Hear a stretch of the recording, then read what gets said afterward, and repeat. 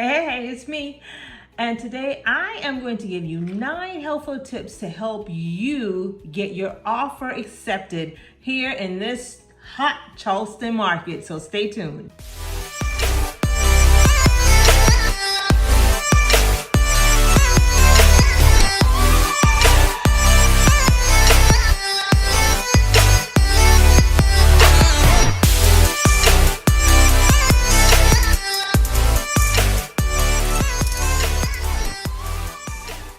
Yes, so Charleston is heating up. No, Charleston is hot. It's on fire. Right now, there are multiple offers on properties. There's not enough properties for the buyers that are here. So sellers are getting multiple offers on their property. And let me tell you how you can possibly win an offer here in Charleston. But before I get into this video, make sure you subscribe to my channel. Make sure you hit that notification bell because every time I drop a video, you will be notified. And make sure you like and comment on this video because I reply to all of my messages. Well, I'm gonna give you 9 tips. Let me jump right in. Number 1, I would say clean up your social media profiles. I know this sounds crazy and it may be a little unethical, but with sellers right now, they are having so many offers presented to them. You may want to go ahead and clean up your social media profile because I know for a fact that some of them are checking you out. Yes, and even some buyers are checking out the seller to see what type of person the seller was that was living in that property. So I would say definitely clean up your social media profile. Make sure it's not controversial or whatever, or make it private so that no one can see what you're putting out there. You know, it's almost like when you go get a job or you go for a job interview, the employer will check you out on social media to see what type of person you are. And a lot of the sellers are doing that right now as well because they want to know what type of person they are allowing to purchase the home. Why? I don't know. I mean, once it's sold, but you never know why people think the way they do. But I would say just to be on the safe side, if you are looking to purchase and have been in multiple offer situations, definitely start with cleaning up your social media because they are looking. Number 2, showing your proof of funds. Now, I don't mean just the approval from the lender. I mean, some of the sellers are receiving offers with like proof of their down payment, proof of the 401k and retirement monies and ways they have access to money to show that they are a legit buyer and that they're not coming in with the maximum amount of funds that they have to purchase this home, to show that they are a strong buyer. So I would definitely say make sure you have proof of funds for sure, but go above and beyond that as well because that is helpful for the seller when making a decision on a offer when there's more than one offers. Number 3, maybe you can offer to pay for the seller's move. I have seen where some offers have come in and they have actually offered a credit to the seller for them to move. Yeah, I know it's a different time right now.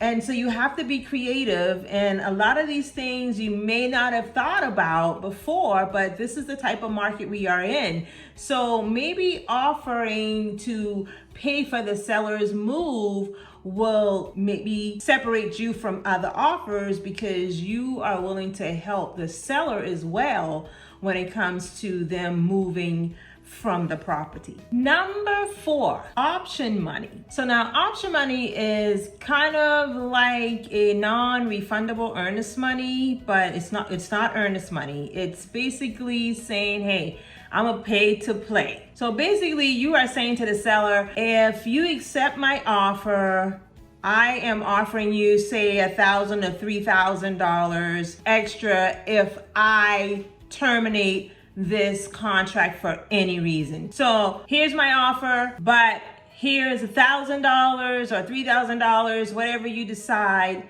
if I back out of this offer for any reason. Now, if you don't back out of this offer, then a lot of times you can, depending on how you have it written or how you and your agent have it written in the contract, that money will go back to you or towards your closing costs for purchasing the property. So basically it's option money, and it's basically saying, hey, I really want this property. I'm gonna pay to play, and I will offer you this amount if I decide to back out. This is showing you that I really want this property and I'm in it till the long haul.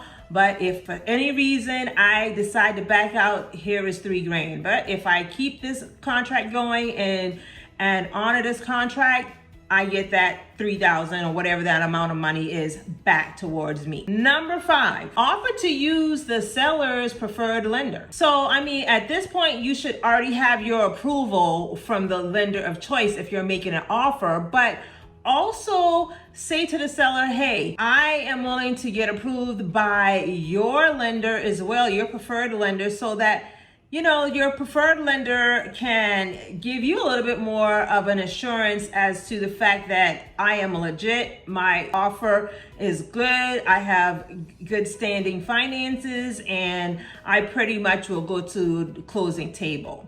I mean, in your contract, you can always say that, hey, I want the option to be able to use the lender I choose, but at least this will show the seller that you are approved by the lender that they prefer to use and trust, and that if anything happens with the contract, they would firsthand know because their lender will keep them informed with what's going on. I mean, lenders should keep everyone informed anyways, but at least that they have a more of an assurance as to the fact that with using their lender, they will have knowledge of the loan process from their end immediately. Because think about it, the sellers aren't just looking for the best offer, but also the less risky offer as well. I mean, you can have the highest numbers or the terms or whatever, but if your financing is a little shaky and you are like right at the max of your budget and your funds, it doesn't make the seller feel comfortable or secured with that offer. So I would definitely offer to get approved by their preferred lender. Number 6, offer cash. Turn your offer into a cash offer. Depending on the state you are in, there are companies that will take your financing and turn it into cash for you so that you can offer cash on a property. There is a company called Ribbon that I'm aware of that will actually take your financing and turn it into cash so that you can make an offer on that property. Now, there is a fee for this. They charge about 1 to 3% of the loan amount, but a lot of you are already making offers and bidding above the asking price in the 1 to 2% range already and paying above appraised value. So you may not have to do that if you come in with a cash offer to be more competitive. I will definitely add the link to this property below so you can check and see if this is something that would work for you. Number 7, offer to pay some of the seller's closing costs. I'm not talking about their realtor fees if they have any, but seller closing costs are usually minimal. You can pay maybe their side of the taxes or the HOA fees or some of the lender fees if they still have a mortgage on the property, but seller's closing costs are usually much less than a buyer's closing costs. So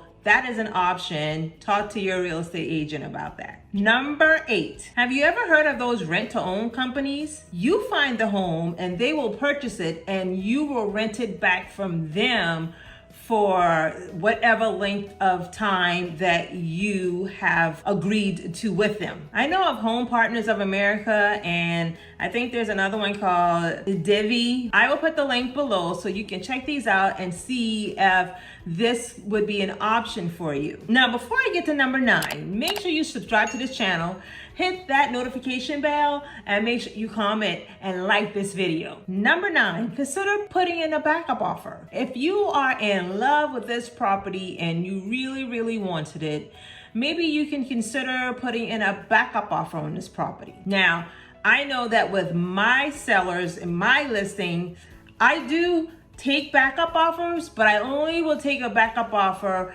if it was really close to the offer that my seller accepted. I won't take a backup offer if it wasn't even one of the consideration offers that my seller was considering to take. So make sure your offer was one of the offers that was actually considered, like went down to the wire, and maybe ask your agent to check and see if you could submit a backup offer on that property. Basically, you're just second in line to receive that property if it falls through.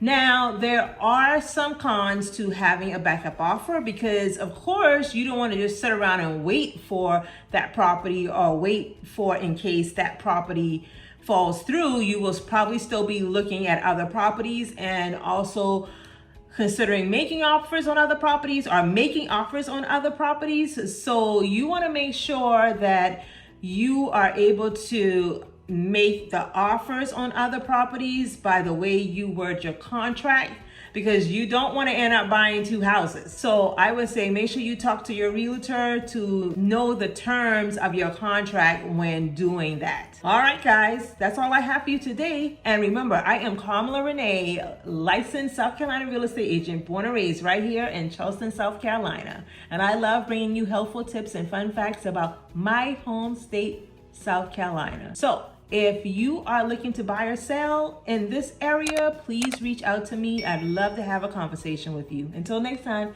thank you for watching.